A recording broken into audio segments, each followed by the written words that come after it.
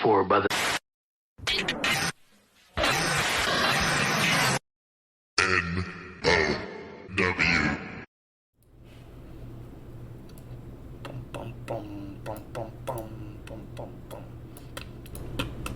nOw.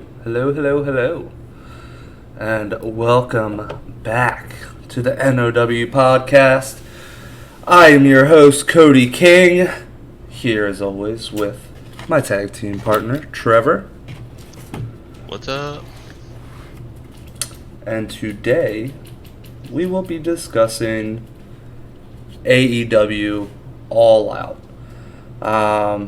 That's pretty much all we really wanted to talk about because not much else happened in the week of wrestling. Thank you, Rated, for the host. So this is kind of what we're sticking with and what we're going to go with. You like the new image? Well, thank you. All right.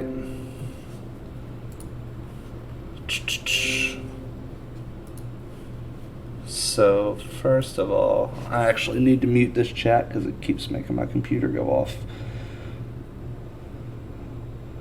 Message notifications, mute it for an hour. Alright, so, like I said, we will be discussing AEW's pay-per-view All Out from this past week. A lot of big things happen on the card. We're going to break into it step by step. We got the chicken dance going early.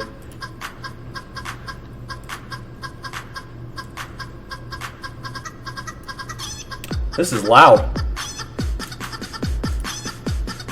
Bum, bum, bum, bum, bum, bum, bum, bum, bum, bum. I wish you could hear it too. Yeah, I'm good on that one. It's very loud in my ears. I bet. It's decently loud when it plays over the stream. This one goes on for so long too. Alright, so I'm gonna put my phone aside. Let them talk about what they gotta talk about. Because they are blowing up my computer. Almost done. Almost done with the chicken dance.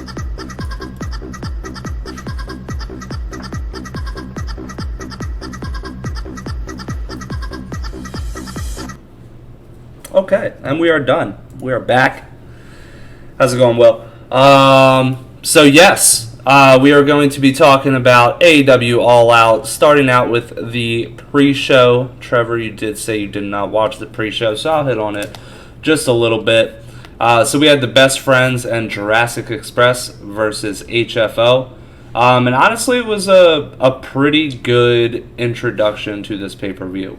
It was a good buy-in match, if we want to call it that. It really made everything start off very strong, and AEW is usually pretty good about that, putting something really good on the pre-show, and then really just leading into just absolute fire out of the gate. We did have Best Friends and Jurassic Express defeating HFO. You tried it. How's it going, Emma?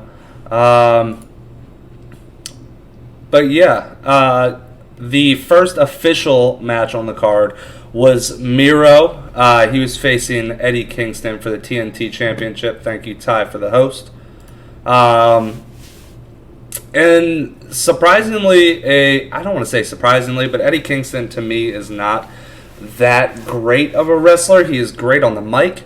But his wrestling is his weakness when it comes to his overall as a superstar. This match was pretty good, though. It stayed pretty slow-paced. You could see towards the end how blown up Eddie Kingston was once they started picking up on everything. But that really didn't put it too far down for me. Miro having to hit a low blow. That was a nice little heel move from Miro that we haven't seen him need to put out because he's been squashing people week in and week out. And this is the first time he's really had to put up a fight in one of these. He redeemed those nuts. He did redeem those nuts. As Eddie Kingston has a shirt on shopaew.com that is Redeem D's Nuts.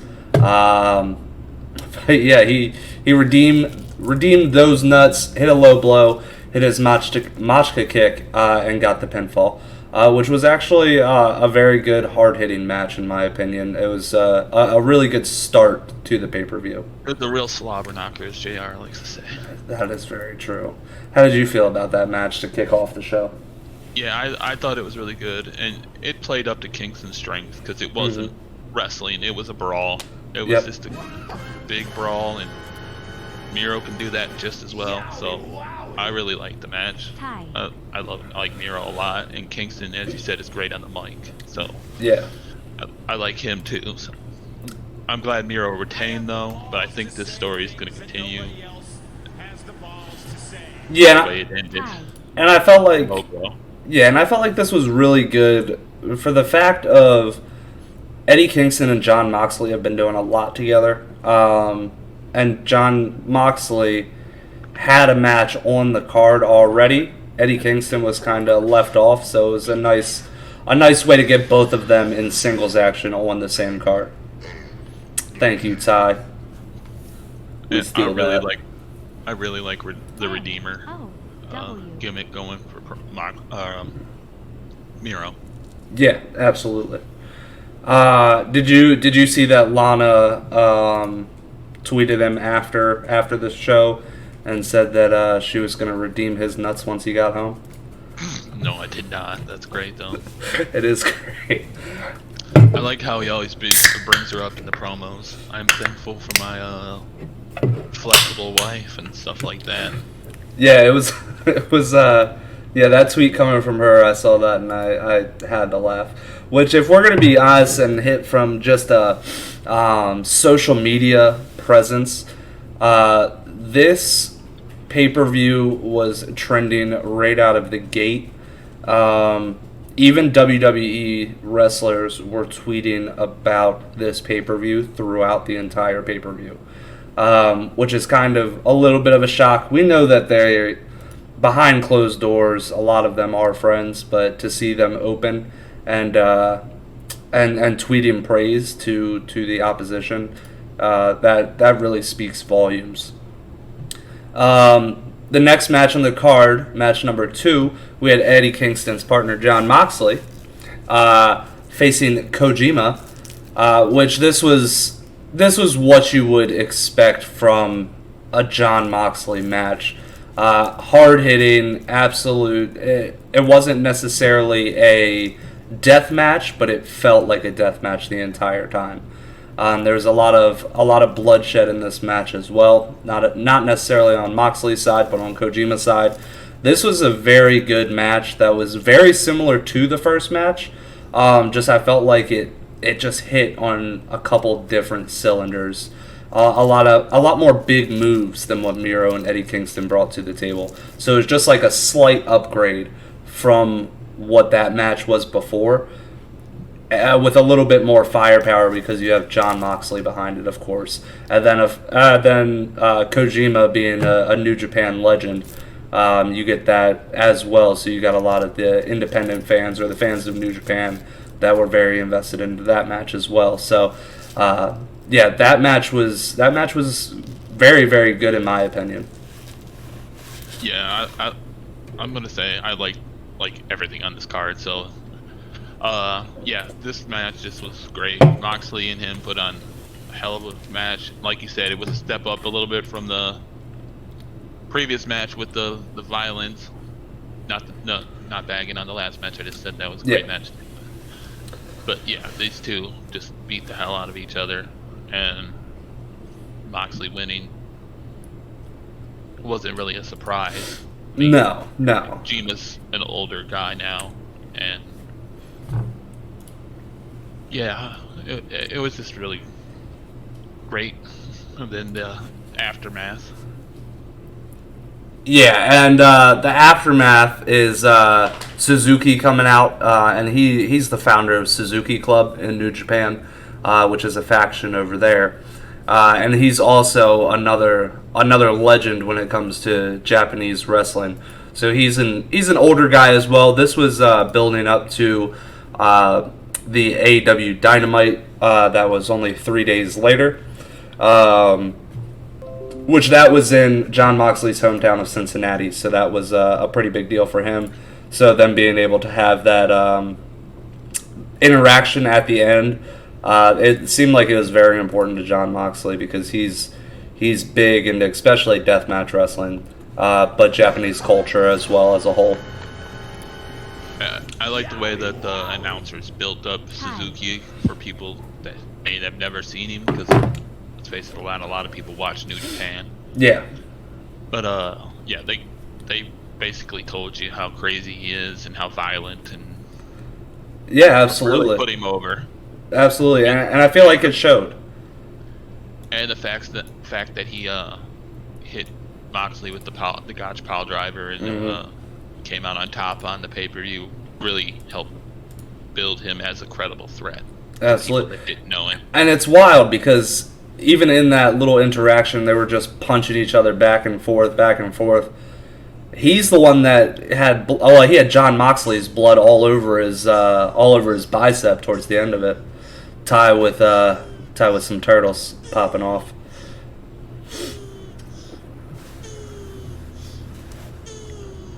I like turtles. I saw that TikTok today. The I like turtles TikTok. It made me laugh. But made me think of this as well. They're orgasming in my ear. Oh. There we go. I wonder if he finished. Anyway, moving on. Moving on, we had the next match was the AEW Women's Championship match. We had Dr. Britt Baker, DMD, versus Chris Statlander. This is kind of what I anticipated it was. Most of the time, you really don't get great AEW women's matches unless it's for the Women's Championship, because they do put the top women that are good wrestlers in that spot on pay-per-views, which is great. But this match alone, I enjoyed it. There was a lot of spots in here which were great. Britt Baker did a little homage to Adam Cole, hitting the Panama Sunrise that they called the Pittsburgh Sunrise, which was a nice little homage there. Which is funny because Adam Cole at NXT Takeover 36, we all saw that he locked in the lockjaw. So them two doing their moves, them two doing each other's moves was a nice little touch. And we had no idea what was to come later in the night.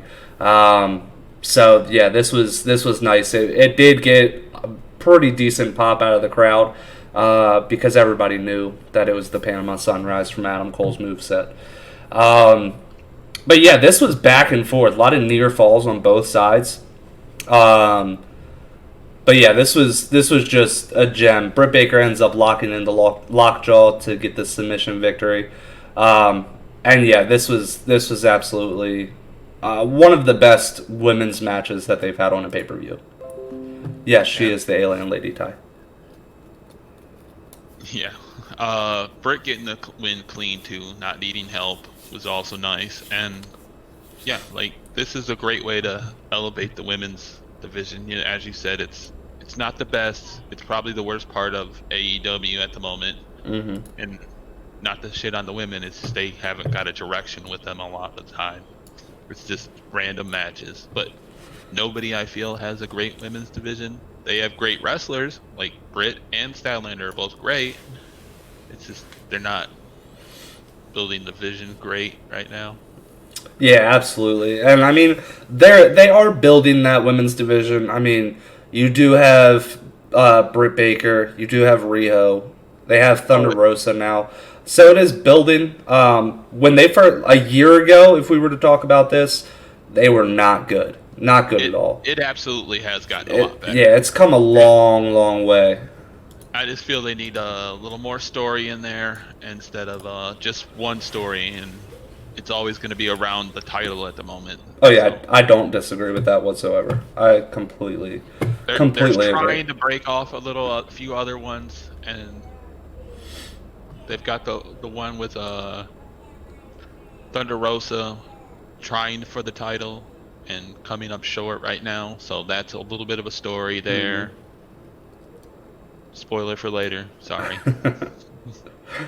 But yeah, moving on, we had the best match of the card, hands down, could be match of the year.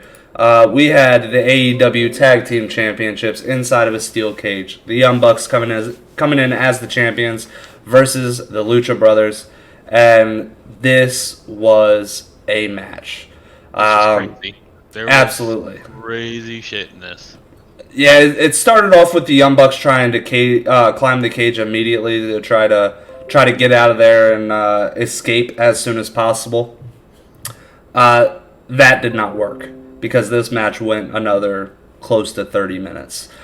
And it was non-stop action the entire time. There was no downfalls this entire match. Everybody was getting tossed into the cage, around the cage. It was just absolutely insane. I don't really know. There's so much to talk about in this match as far as spots go. There was a point where Matt Jackson put on a Jordan that had thumbtacks glued to the bottom of it. This was an homage to a couple years back in PWG where... What was that? This was a throwback to PWG. Back a couple years ago, the Young Bucks did the same exact thing. They had thumbtacks on the bottom of a Jordan. Matt Jackson put it on. They were going to kick Joey Ryan, but Candice LeRae stepped in the way and ate that super kick hard. I was actually just showing Ty the day after the pay-per-view. I sent him that video of that actually happening, along with the pictures that were after, where it just looked like she got acupunctured in the forehead. She ate that super kick hard, just as hard as Penta ate that super kick with thumbtacks on it. I've seen it called his murder Nike. His murder Nike? I like that. But yeah, this was absolutely incredible. Penta was completely covered in blood. I don't know how he could see with all the blood and the mask and everything like that. But they put on a show. Penta, while he was bloody, he saved Phoenix by diving in the way, taking a kick right to the face. He was driven face first into tacks on multiple occasions, bleeding even more. And then right after that shoe into Nick Jackson's head. Yep. Right after that, they had a BTE trigger on Penta, and he only got a 2 count because Rey Fenix was able to break it up. You would have thought that was going to be the end of it with how bloody it was and everything like that, but they still kept going. And yeah, just near fall after near fall on both sides. Penta hitting a destroyer from the top rope. This was just an absolute incredible match. If I suggest one match that has happened all year, and it's September, so I feel like I can say this, that is the match to watch. That tag team match, I was saying up until Sunday that my favorite match that AEW did was Hangman Adam Page and Kenny Omega versus the Young Bucks a year ago. This may surpass it. It was on the same level, in my opinion. But it could be a little bit better because it was absolutely amazing. Yeah, Penta's mask was just shredded, and so was his face. And yeah, it was bad. When they were all on the outside of the ring there, and Penta and Matt each delivered the pile driver on the ring apron to the younger of the brothers, that was a pretty good spot. Absolutely. Yeah, I mean, yeah, this entire thing was absolutely insane. Us talking about it and kind of just saying what happened in certain spots, it really doesn't do it justice. This was match of the year in my opinion. Plus, there's so many spots. We'd be here another 30 minutes going over it because that's how long the match was. It was great. Go watch it. And sorry about that, Gravity. I had to get out of there. The Lucha Brothers did end up winning and become the new tag team champs. Yes, and that is the important part here as well. On top of it being match of the year, the Young Bucks do lose the titles to the Lucha Brothers. And yeah, what an absolute show. And anybody was gonna have a hard time following that up. So they did the smart thing here by not having a one-on-one after this. They had the Casino Battle Royale, which the winner would get a shot at the AEW Women's Championship. And this match had pretty much all the women that are in AEW. Of course, they had the Joker, like they do in all of these Casino Battle Royales, which is going to be a surprise that nobody knew was coming. Now, this one, that happened to be Ruby Soho, other known as Ruby Riott from WWE. The final four came down to Thunder Rosa, Tay Conti, Ruby Soho, and Nyla Rose. Thunder Rosa eliminated Nyla Rose to just leave herself and Ruby Soho. The two women after that actually had a pretty good back and forth between the two of them. They had about 5 minutes to pretty much go after each other, do whatever spots they wanted to, and then get to the finish. Which the finish happened to be on the outside of the ropes up on the apron. They were there for about 2 minutes. And you really didn't know who was going to win, because it would have been... It was a huge shock to see Ruby Soho did pick up the win. But Thunder Rosa has also been a huge, huge part of AEW, not ever as the champion. So this was kind of a spot where you kind of thought that Thunder Rosa was going to get the nod here, because nobody that has been the Joker has ever won a Casino Battle Royale. But Ruby Soho does end up picking up the win, which honestly gives her a huge jump when it comes to getting into AEW, and we're going to see where this leads her. She is going to be facing Britt Baker for the AEW Women's Championship. So yeah, we're gonna see.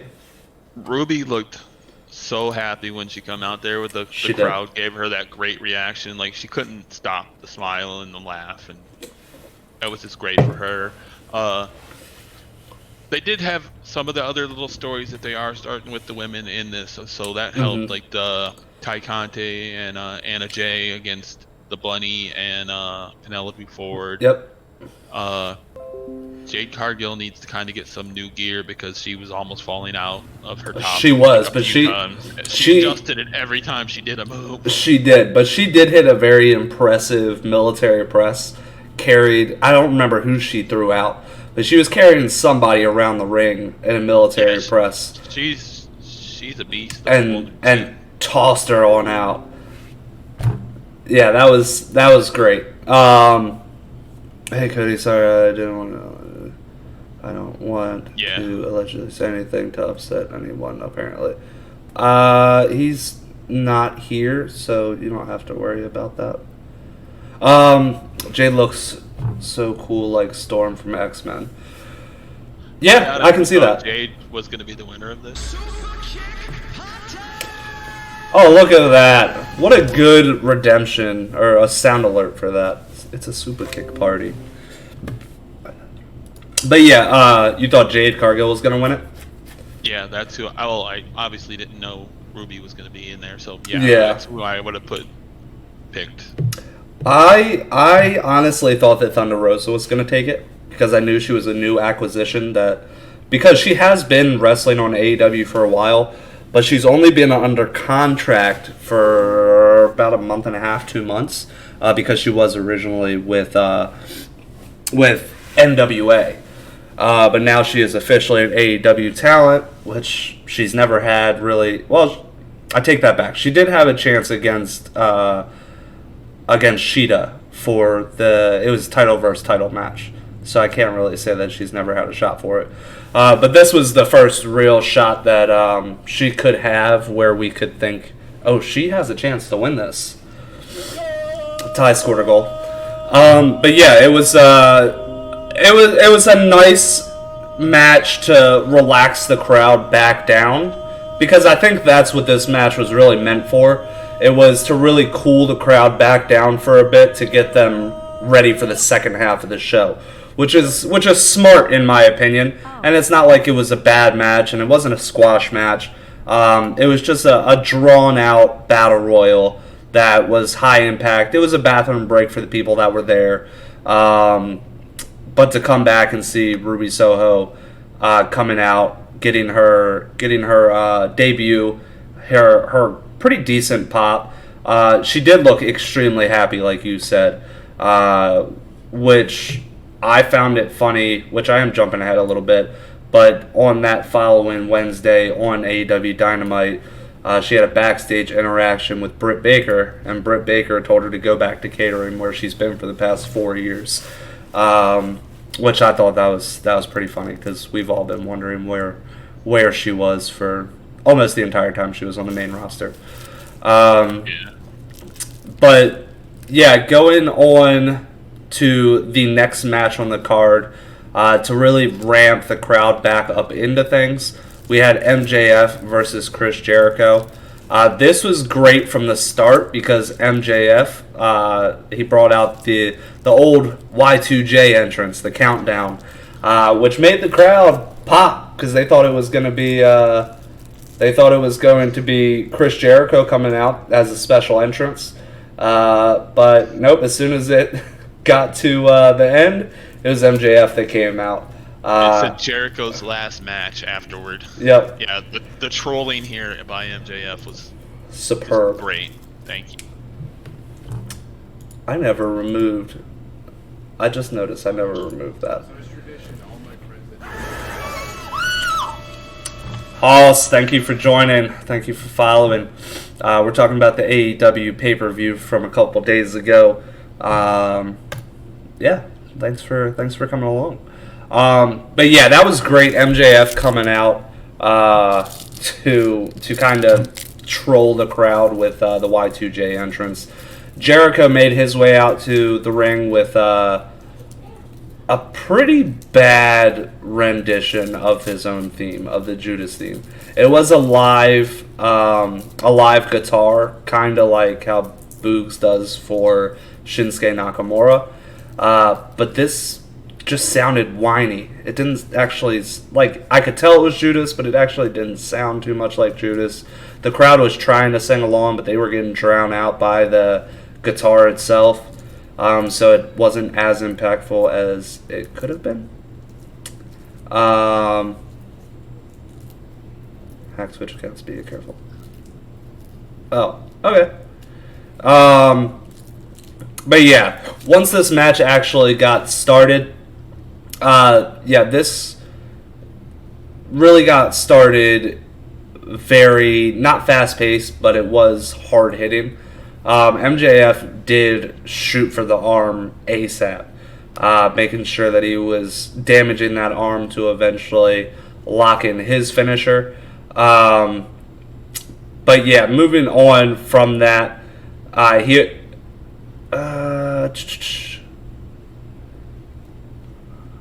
blanked. Anyway, like I said, this was a hard-hitting match. Jericho did actually pull some stuff out that he hasn't pulled out in a long time, which made me very happy. He did pull out the Lion Salt once again. He did do a Hurricanrana.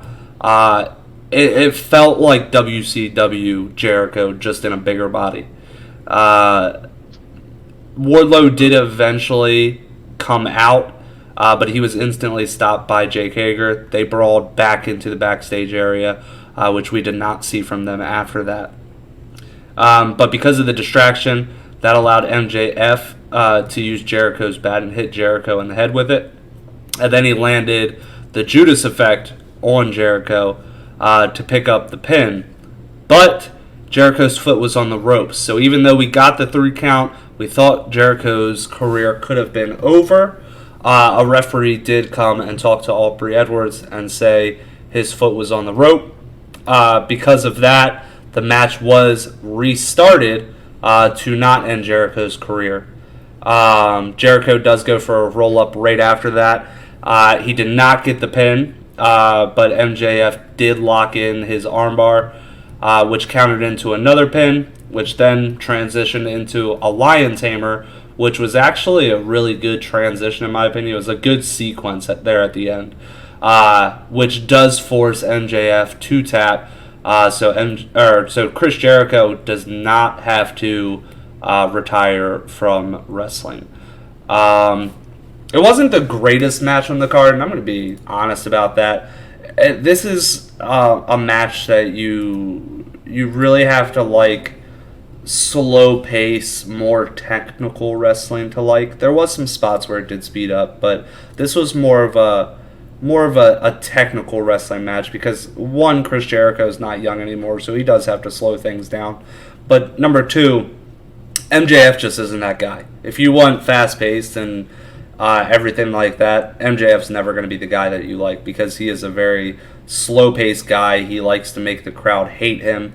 So this is kind of what he does. So I think it played well into both of these guys. But no, this wasn't the best match on the card. It was a nice little warm-up to get into what the next match was. But yeah, not the best. Like Ty said, the false finish really, I liked it. And it helps MJF. Not that MJF was going to look bad just because he lost. He beat Jericho 3 times, so losing one time isn't going to kill it. Yeah, Jericho needed to win this match. He definitely got to rub off this feud.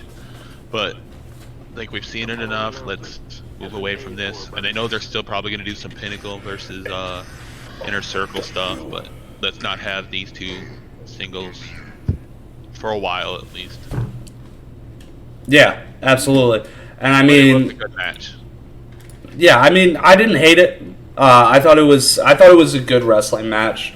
There was just so many heavy hitters on this card that this just wasn't one of them. It was more of a classic wrestling match, if that makes sense. I think Jericho was supposed to be taking time off because of his tour with Fozzy, which will help. Yeah, then that when would he make comes sense. back, he'll get the big pop, people singing a song. Yeah, and I mean, I kind of, going into this match, I kind of thought that MJF was going to actually win this match because there has been rumors going around that Jericho's contract does end in December. There is rumors that he does want to do one last run in WWE to end his wrestling career. And once that run is up, he wants to come back to AEW and do commentary. So I kind of thought that this might have been the swan song for him for wrestling for AEW, which would have been a perfectly fine way to end his AEW wrestling career, putting over MJF at the highest level, MJF being able to be the guy that says, I retired Chris Jericho. But I'm not upset by it. I can understand both parties. It really didn't hurt MJF, just like you said, to lose that match. Yeah. Moving on, we had a return, an in-ring return. We had Darby Allin going up against the hometown kid, returning for the first time in 7 years, CM Punk. And the crowd was fire the entire match.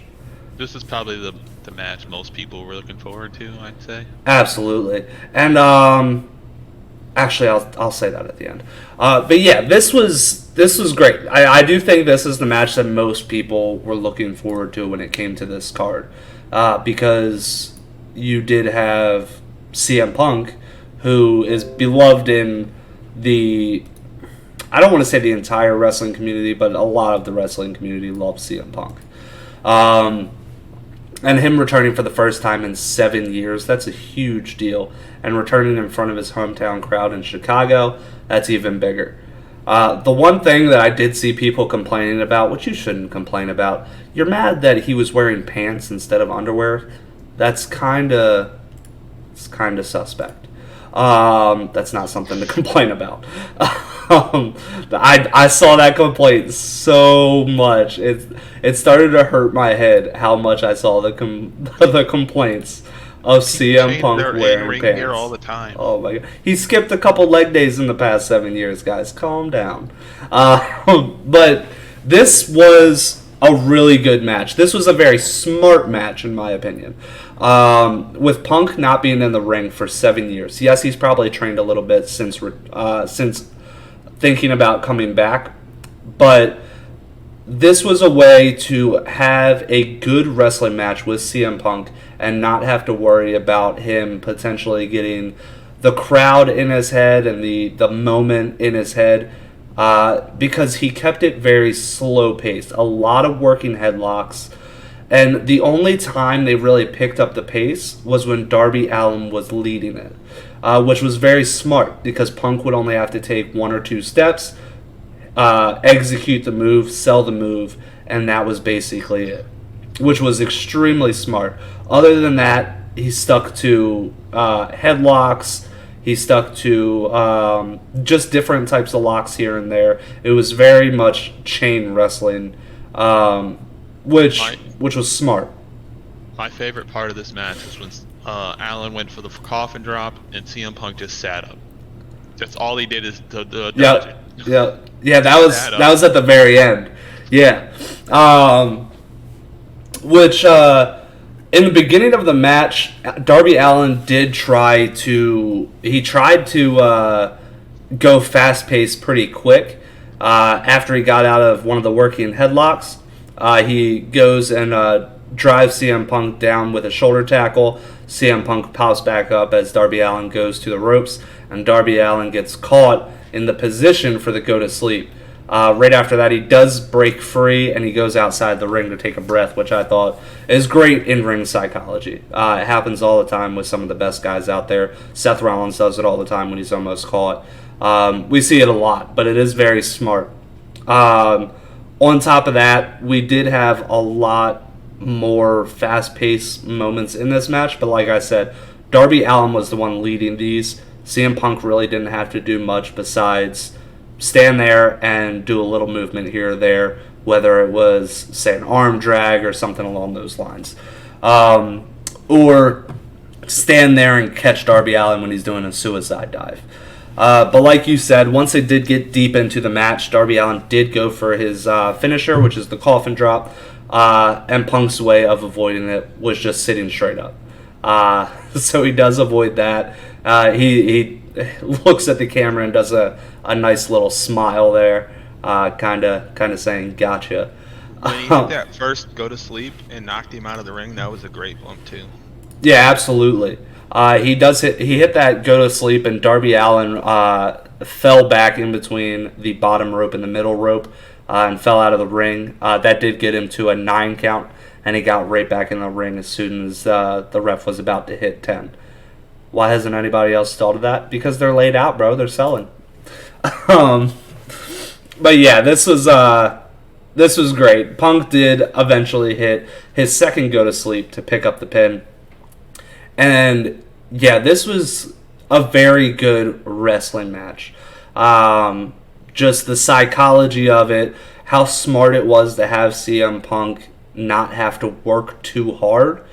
On top of that, there was spots in this match that did get wild, like the suicide dives and everything like that. There was definitely some spots where Darby Allin was able to carry the load in this match. Sorry, I have the hiccups.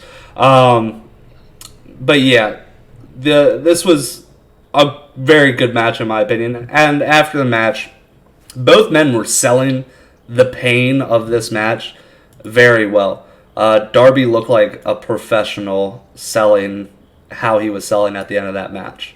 Not really being able to stand up, and when he is able to stand up, he goes over. He does shake the hand of CM Punk, and then he kind of falls over towards Sting, and Sting helps him out of the ring. As CM Punk gets his cheers in the center of the ring as he's celebrating with the crowd. Yeah, this was a good match. It was a good return match. It was a good first match back for CM Punk. I have no complaints with that.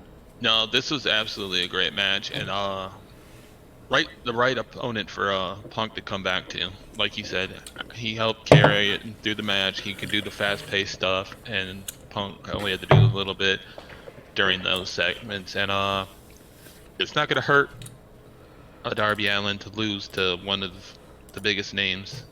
No.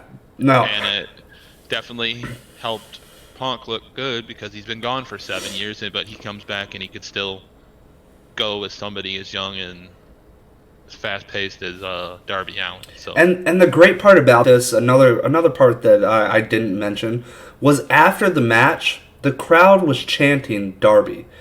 So Darby played such an important role in that match, and it was such a good, good execution by the two of them, and the selling at the end, the handshake, everything that happened from start to finish of this match, from the camera cutting to the entrances to the camera cutting off of CM Punk celebrating. This was just great in general for Darby Allin. I think it helped him, even by losing, I think it put him over even more. Tie with Mortal Kombat. I think it personally put him over more because I have not really seen many times where the guy that loses is the guy being chanted at the end of the match. That's very rare.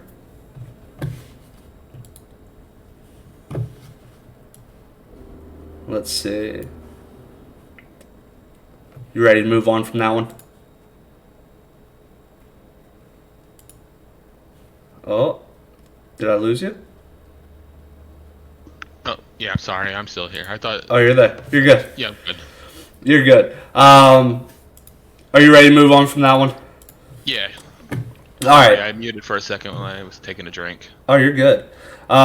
So moving on, we had the next match to quiet the crowd back down, which again, this is smart. Nobody was interested really in this match. To put it right before the main event does let the crowd calm down a bit. If they have to go to the bathroom, go to the bathroom. Do what you got to do.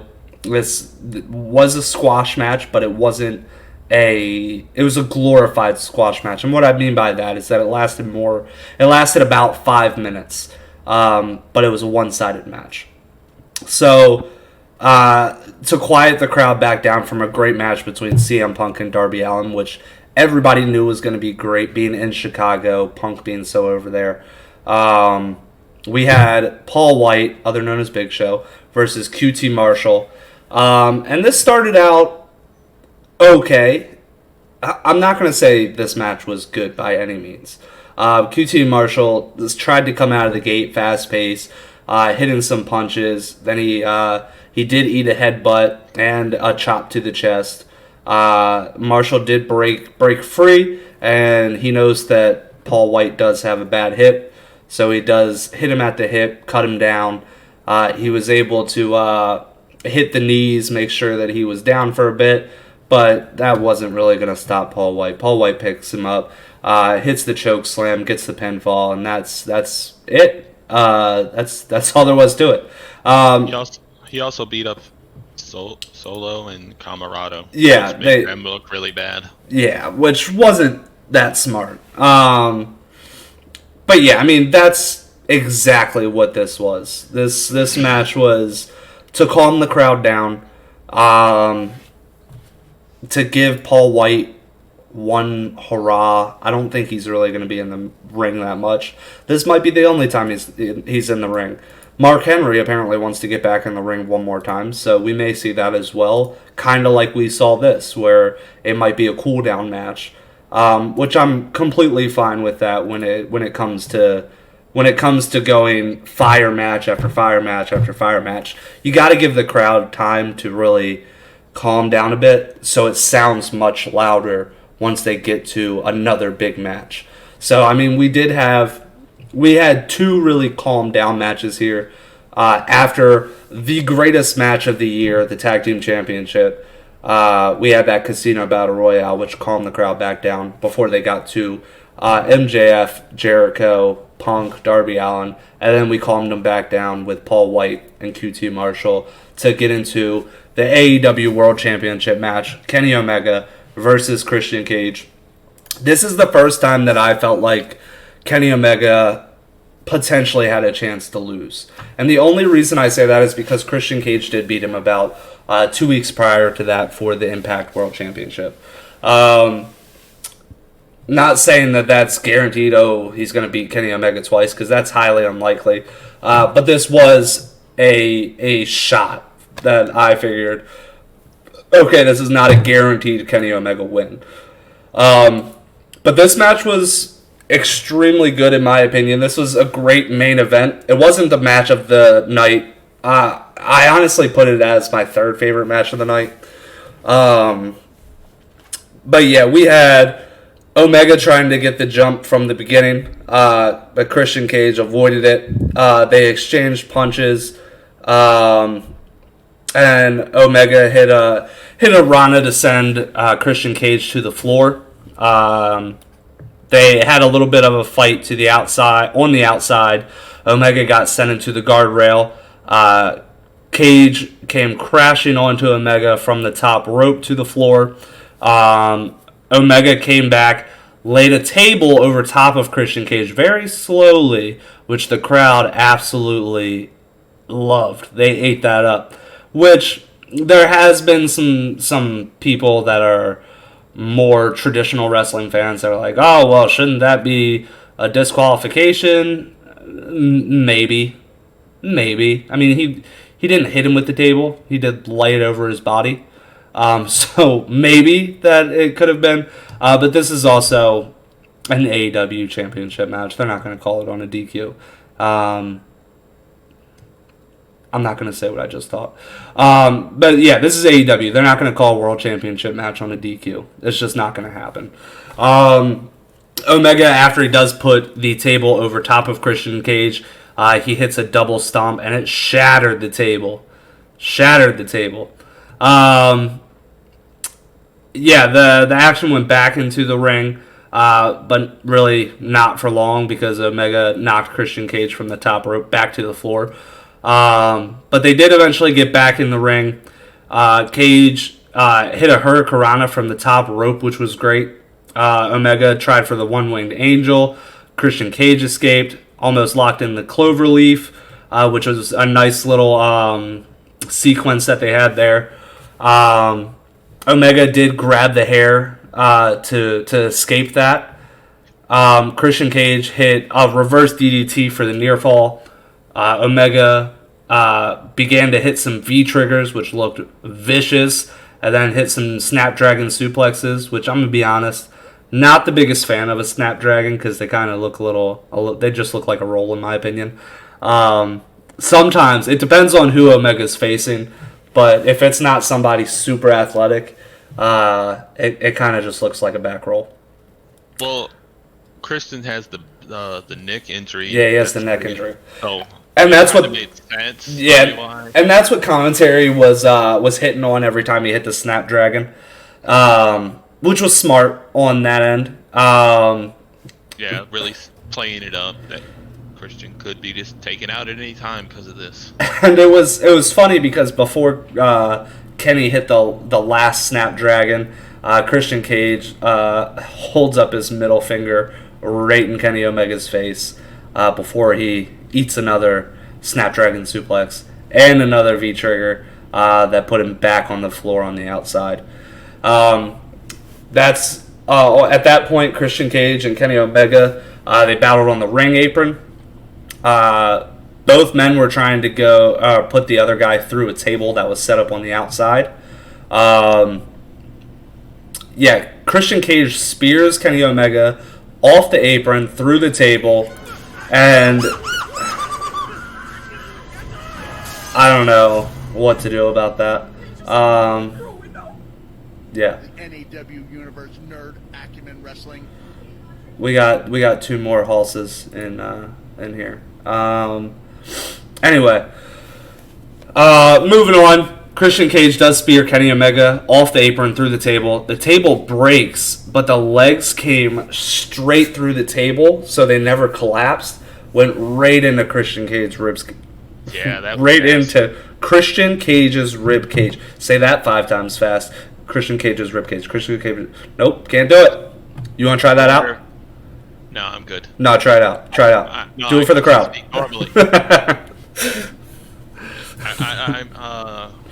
I hope Christian wasn't seriously injured, like cracked a rib or something. Because Yeah, it looked bad. yeah. And it did leave him with a cut on his ribs. It was a small cut. I don't know if you noticed that. I just meant I hope nothing like more serious. Yeah, nothing broke. Cut sucks, but yeah, nothing Nothing. major there. But Yeah, and broken ribs. Broken ribs suck. They suck bad. I've had broken ribs and they are terrible. I've cracked a rib from coughing and that sucked. Yeah, you can hardly breathe. It's terrible. But after this, Christian Cage does lock in the cloverleaf. The Good Brothers come to the ring, which makes Christian Cage let go of the cloverleaf. He does knock down both of the Good Brothers, which this leads to Kenny Omega locking in the One-Winged Angel, which Christian Cage does break free, transitions into a kill switch. He hits the kill switch, which this is how he beat Kenny Omega for the Impact Championship. So this was a nice little homage to that, but it does end up being a near fall.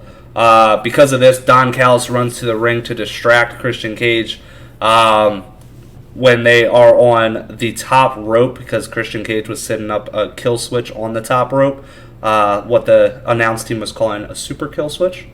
But because of this, Don Callis does provide Kenny Omega enough time to recover.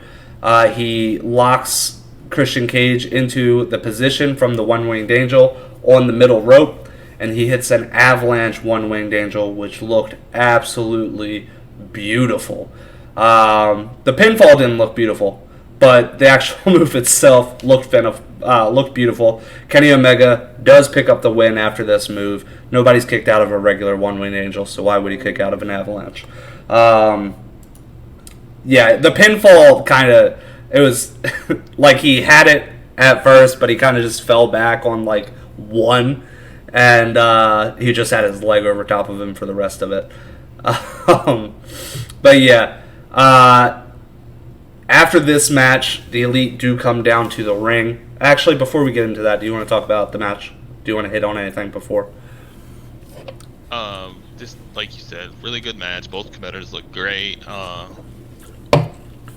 Not the best match of the night, obviously, because Lucha Brothers and Young Bucks tore the house down. But yeah, this really made Christian a viable threat. Like you said, you could see him winning this, and I didn't think he would, but you could have seen him do it. And when he hit the kill switch, you were like, "Oh shit!"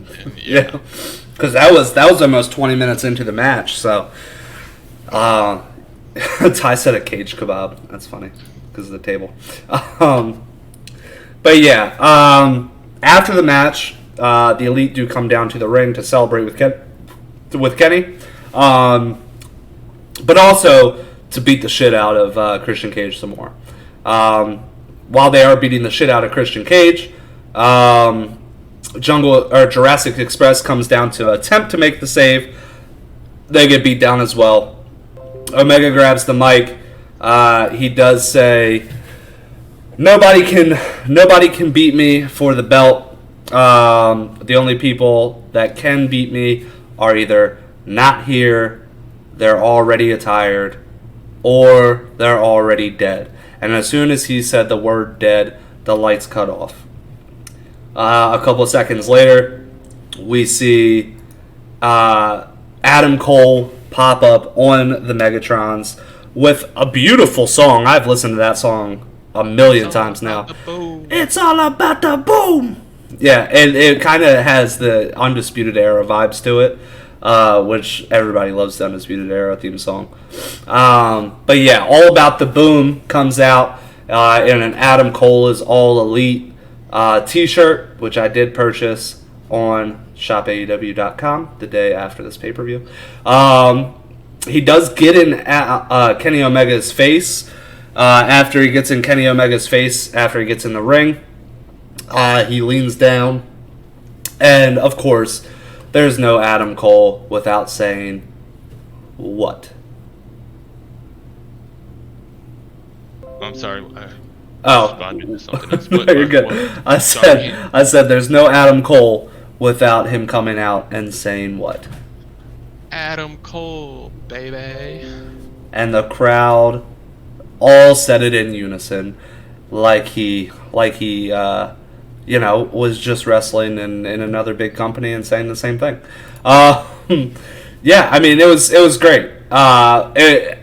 This was funny in my opinion because on Being the Elite, when Adam Cole signed to NXT, they killed him. They killed him on Being the Elite to give a reason that he's not going to be on BTE anymore. But I laughed because as soon as he said, or they're dead, people that knew that in the back of their mind were like, oh, he means Adam Cole. And then Adam Cole came out. So you kind of heard a little bit of pop once he said dead and the lights turned out.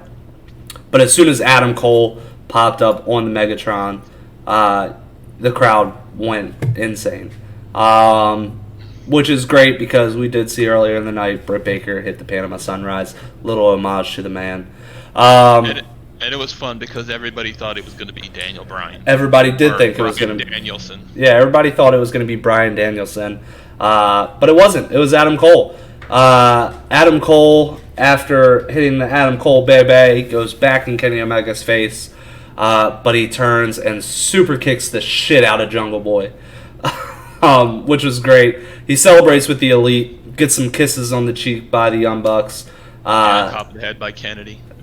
Yeah, and on the top of the head by Kenny. The Elite is back together. That's what they've been saying.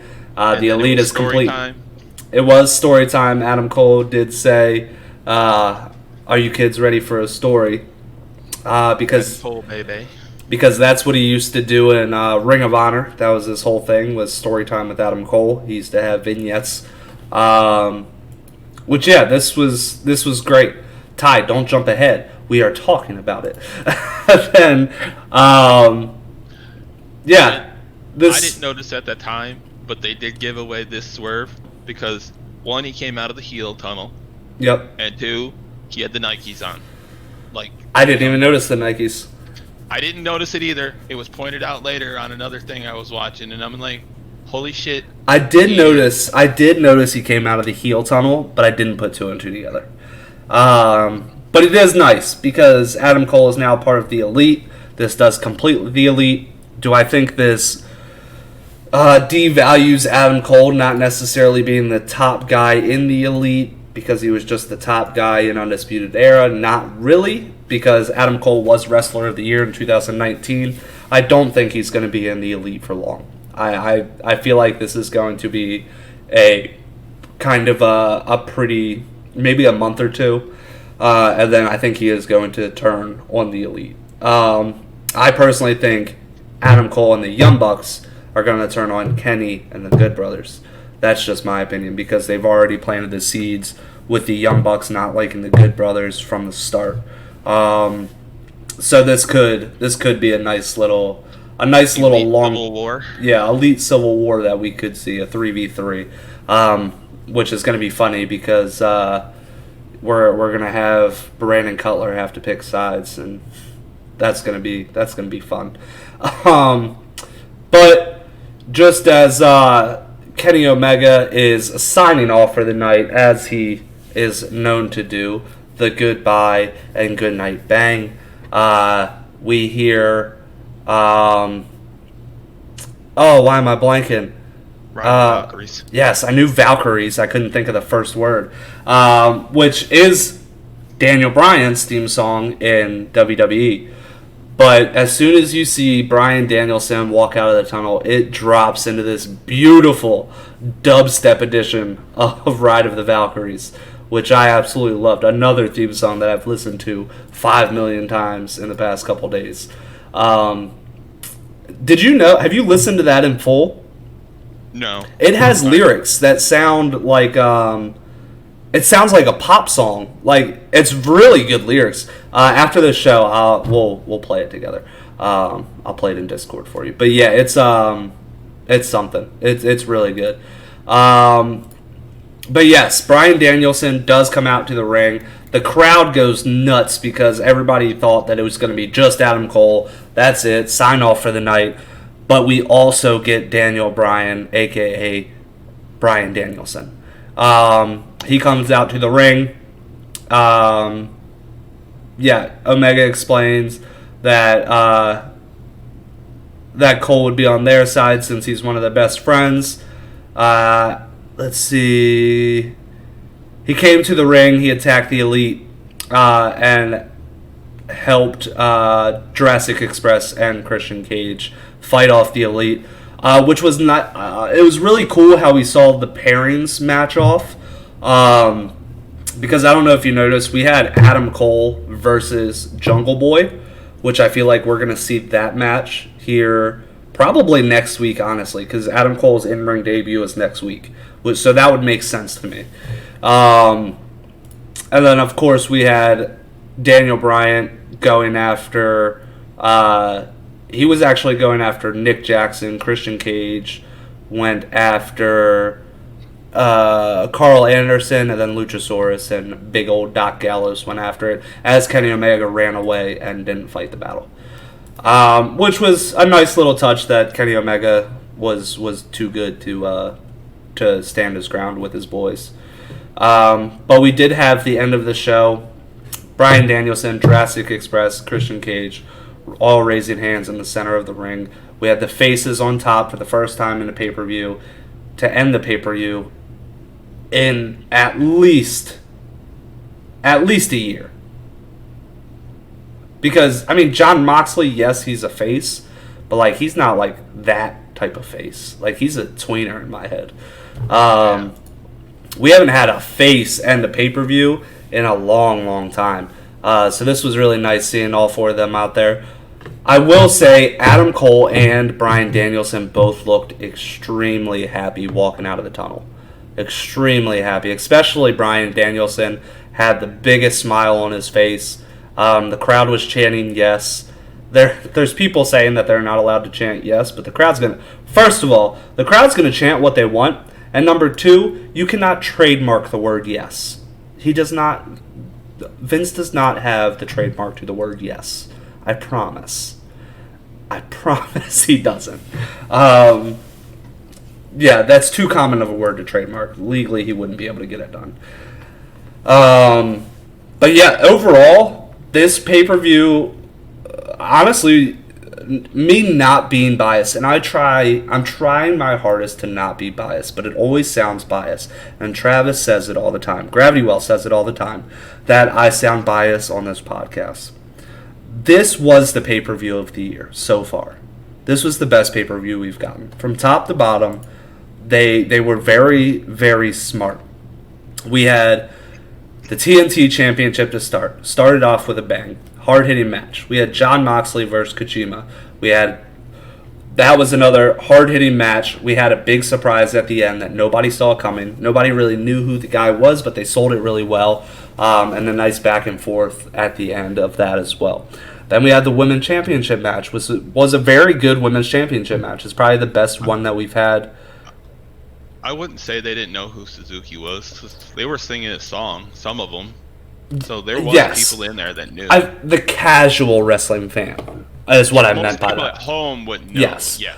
I meant the casual wrestling fan wouldn't know who he is. Like, I knew him because I watch New Japan. I try to watch I only watch their pay-per-views, if we're being honest. And then I catch their reviews online for their weekly shows.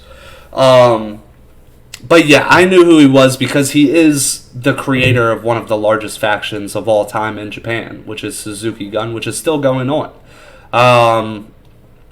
The AEW Women's Championship match was the best Women's Championship match that AEW has put out on a pay-per-view. It is not the best AEW women's match, period, because that is held by Britt Baker and Thunder Rosa in their no holds barred match. On top of that, right after that match, we had arguably the greatest match of the year, maybe the past 5 years, in the Young Bucks versus the Lucha Brothers. Then the Casino Battle Royale, okay. It was a nice little cool down match. We had a nice surprise in Ruby Soho. Not really a surprise. Everybody kind of knew she was coming. Moving on from that, we had MJF versus Jericho, which had a nice little storytelling effect in there as well, with Jericho getting pinned but his foot being on the ropes, and he eventually gets the win, so he doesn't have to retire. Moving on from that, we had CM Punk versus Darby Allin, which was a very, very good match, especially for a guy who's been out of the business for 7 years. Then we had Paul White versus QT Marshall, blah. But you kind of wanted that in that spot because it was hot. The entire card's been hot up to this point, besides one match.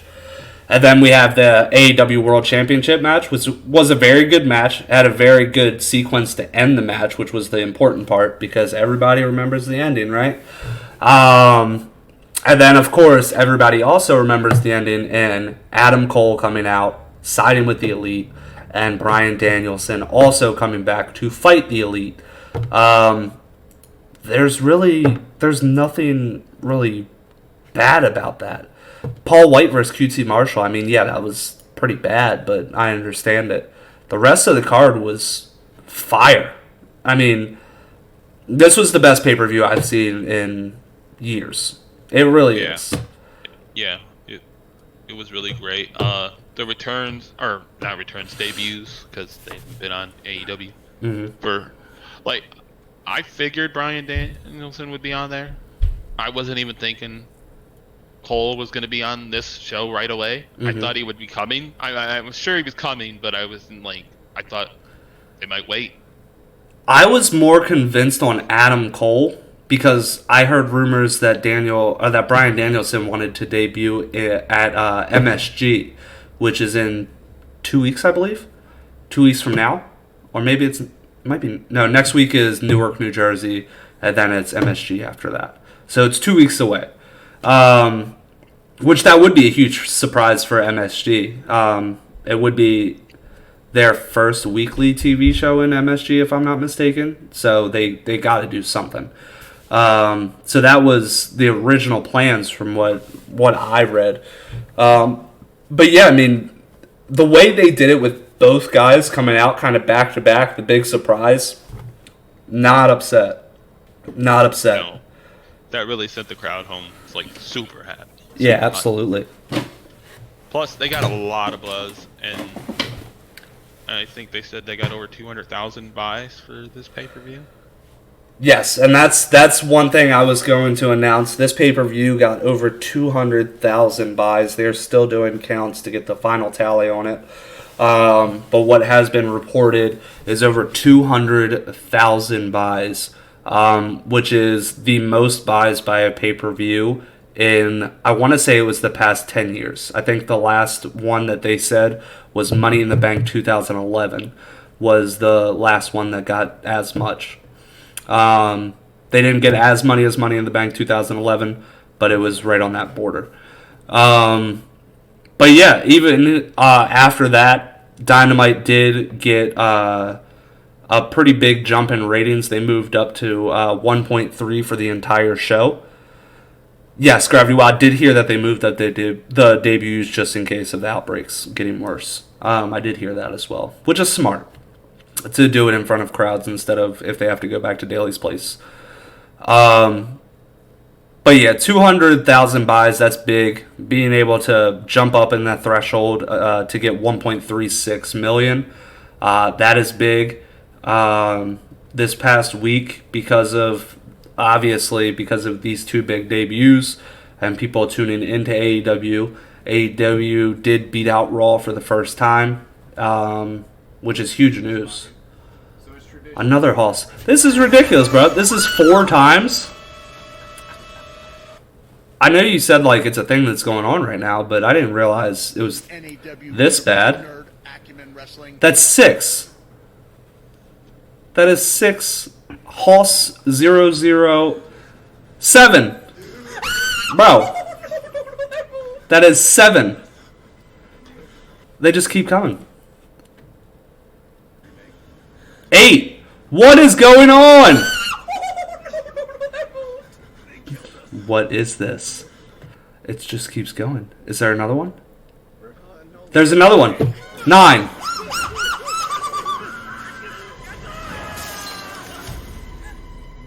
That is 9. Is there going to be another one? Is there going to be a 10th? Nope, no 10th. Okay, we've had 9 Hoss 0032s. It's a hate raid. But we didn't get raided. I don't understand. I thought a hate raid was just raids. And they're not saying anything. Because they're fake. Anyway, as I was saying, I forgot what I was saying. Yes, they did beat Raw in the key demographics, which that is the big thing when it does come to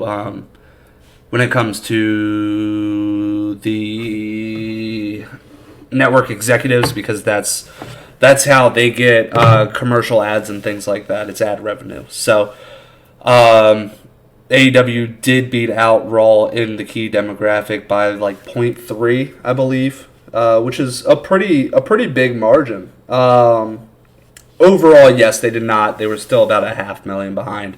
I think Raw was either at 1.6 or 1.8.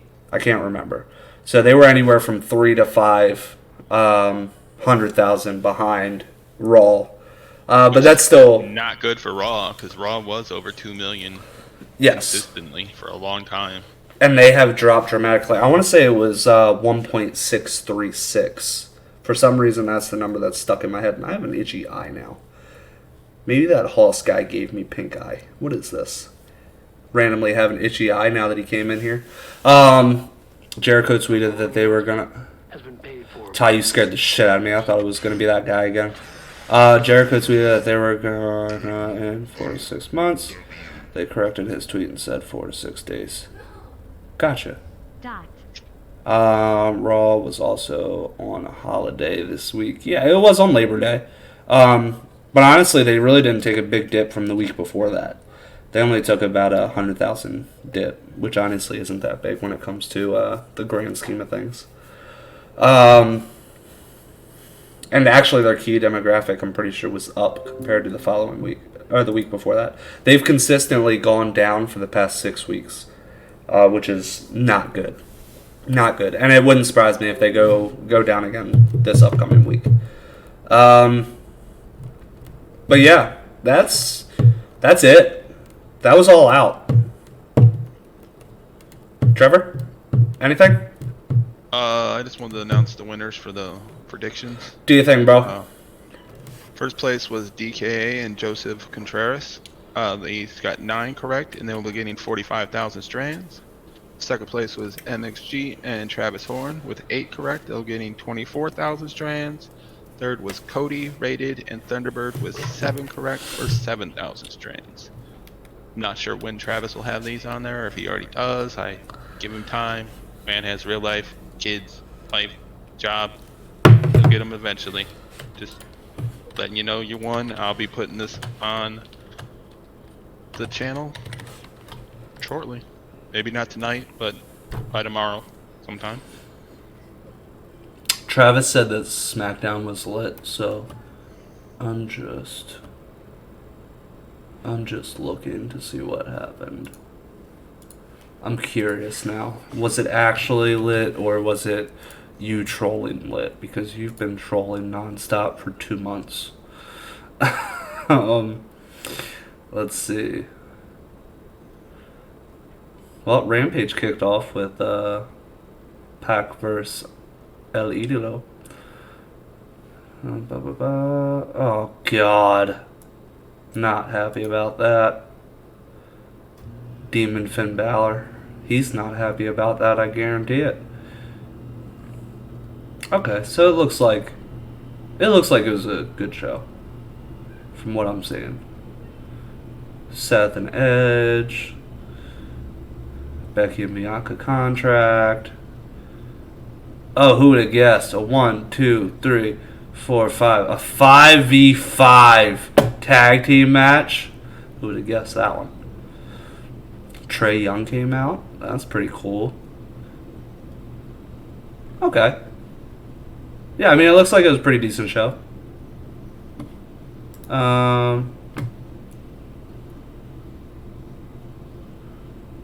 Yeah, the end was the first thing I read. The why I just said no to the Demon Balor thing, for anybody that doesn't know, Finn Balor announced as soon as he went back to NXT this last time that he never wanted to do Demon Balor again because Demon Balor loses the credibility of Finn Balor. So he did come out to the public and say that he never wanted to be the Demon again because that limits who he can be without the Demon. And of course, he's getting paid, so they can pretty much tell him whatever. But he doesn't like the Demon for, one, that regard, and he said, number two, he hates the prep time for it. He has to show up 8 hours before the actual show starts to get paint and everything ready, which is a huge drag. It's a huge drag. You know, it's good to see him in the main event scene, don't get me wrong, but yeah, Demon just... Yeah, I mean, it is fun, I guess. I mean, it was fun. I think it played its course. I understand where he's coming from, though, because as Finn Balor, he's never done anything besides win the IC title. He's never won a major title without the Demon. And yes, he's never lost as the Demon, and I don't think he's beaten Roman. So he'll be all elite soon enough. And it'll be the Prince, it won't be the Demon. So that'll be the good thing. No, I don't know. I could potentially see Finn going over. The next person that goes over, though, in my personal opinion, is going to be Kevin Owens after everything we have seen. For those of you that did not see, he was the first Universal Champ, but he was the first Universal Champ as the Demon. He also destroyed his shoulder as the Demon. Yes, so why I say Kevin Owens has been very cryptic in this past, well, ever since All Out. The first thing he posted was, as soon as Adam Cole came out, he said it's a good thing to see good things happen to good people, but it's better to see great things happen to great people. On top of that, he used to be in a faction called Mount Rushmore with the Young Bucks, and no, he was the Demon. Yeah, he was the Demon at SummerSlam when he faced Seth Rollins and won. He was the Demon for that match, for the inaugural Universal Championship match. Shit. Oh, he was in a faction called Mount Rushmore with the Young Bucks and Adam Cole. He tweeted coordinates out that was to Mount Rushmore. So yeah, he's being very cryptic right now. His contract ends in January, so we shall see. Apparently he's refused, from the reports, he's been refusing contracts. He could be using this for leverage, kind of like Randy Orton did, which I could see that happening. Randy Orton got a huge payday because he was flirting with the idea of joining back up with FTR, to be FTRKO again. But yeah, I mean, if he goes to AEW, great. If he doesn't, great. Just hopefully he deserves a world title run again. I think he is arguably the best Universal Champion of all time outside of Roman. So yeah, that's just my thoughts on the matter. Honestly, let Kevin go. He doesn't. Or of this, thank you for hosting in the last 30 seconds of the show. I'm just kidding. I appreciate it. No, don't let... Kevin Owens is worth keeping. They've ruined stock, and they could easily build that back up. He's so good, and the last really big thing that he's done was last WrestleMania was beating Seth Rollins. Yeah, so you just got off the worm? That's gross. We didn't need to know that. Tie with the Doritos and me. Will they, though? No. I have no faith in that. Like I said, I try not to be biased. I have lost a lot of faith in WWE just because it has been, in the past, really 3 years, has been 3 to 4 years, has been a lot of rematches over and over. And I get some people call it long-term storytelling, but we don't need the same main event of a pay-per-view for 5 pay-per-views in a row. It's just not needed. I think that's... They fight on Raw. Yeah. Fight on Raw. It's just too much. It's too much in my opinion. You gotta... I don't mind long-term storytelling and all that, but there's different ways to do long-term storytelling. Not giving somebody a match. Use your enhancement talent. Let them fight. That as well. I mean, you have guys like Ricochet who are on main event every week, which was funny because Ricochet tweeted out something about main event, and Lindsay, oh no, that was Tony Nese. So Tony Nese, he is released. He tweeted something about being on main event, and Lindsay Dorado, who is still employed by the WWE, tweeted him back and said, remember our 106 week streak on main event together, which that is insane. 106 weeks. He could be exaggerating, but yeah, that's a lot. That's a lot. And I know Lucha House Party, when they were Lucha House Party, they were on main event every single week, so it doesn't surprise me. They got a lot of good guys that they don't utilize properly, and AEW, they may eventually get to that spot. They kind of are struggling with some guys, like Brian Cage has been a struggle to get out of the gate because the fans were never really on his side, besides when he first debuted. He could never really get over outside of that. Being the FTW champion and everything like that really didn't help.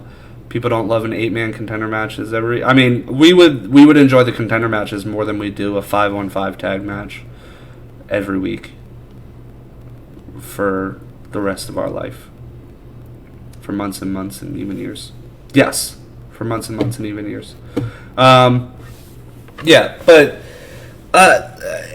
WWE has its strong spots as well. I'm not going to be the guy that just hates on WWE. I do think they do a lot of things wrong, especially Raw. I think Raw does almost everything wrong. SmackDown does most things right, with a couple of snooze fests in there, like their mid-card title. But their tag division. That's bad too. But their main event scene is very good on the women's side and the men's side. So I'm actually going to end this on good note, on good saying about WWE. And also saying, if you didn't watch All Out, absolutely watch All Out. What would you rate this pay-per-view out of 10? 10. Watch it. Yeah. I mean, it was honestly the best pay-per-view from any promotion in the past 5 years, realistically. I can't personally think of any that were better than this. And that counts all the big fours. That counts Wrestle Kingdoms. Yeah, it's just this pay-per-view didn't seem too long. It did go a little bit long, but it didn't. It never felt long. It just felt like a fun pay-per-view from start to bottom, or from top to bottom. But that's all I got for you. Trevor, any final words before we cut out of here? Thanks for coming, everybody. And yes, thank you very much. Next time that we are here, we'll be jumping back into the week in wrestling. We may stick with the good, the bad, the ugly. We enjoyed that. quickened up the show a little bit. We try to stick with 60 to 90 minutes. Right now we're almost to 90 minutes, which is good because we only talked about one pay-per-view. Next time you see me, I will have that stuff at the top removed because that is over. If you were curious about how much we raised $1,900. Yeah, $1,900. I sent 1,000 of that to 22 Kill, and I sent 900 of it to Operation Second Chance. So they did get those donations. Thank you guys very much. I appreciate that. And yeah, until next time, we appreciate you. Remember, black and white on top. Peace. The following announcement has been paid for by the